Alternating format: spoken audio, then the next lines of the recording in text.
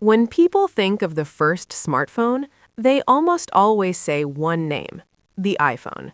But more than a decade before Apple changed the world, the very first smartphone was already in Americans' hands, and almost everyone forgot about it. In 1994, IBM and Bell South quietly released a device called Simon Personal Communicator.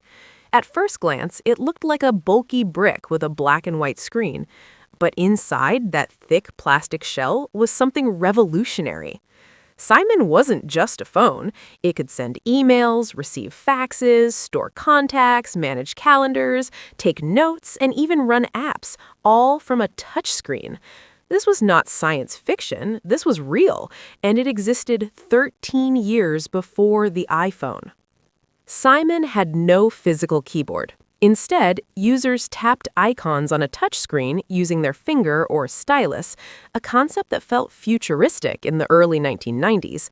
It even included predictive features like address books and appointment reminders, tools we now consider essential.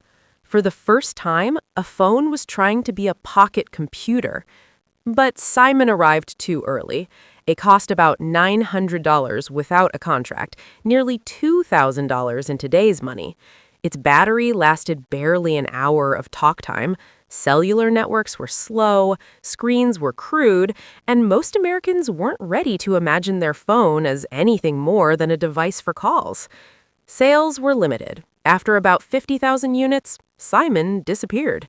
IBM moved on, Bell South moved on, and history almost erased it. Then, in 2007, Apple introduced the iPhone, and the world called it the first smartphone. But the truth is, Apple didn't invent the idea, they perfected it. Faster networks, better batteries, sleek design, and a public finally ready to embrace a digital life in their pocket.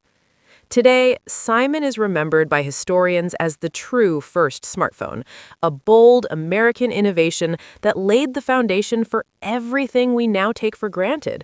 Before apps ruled our lives, before swipes and taps became second nature, there was Simon, forgotten, underestimated, and far ahead of its time.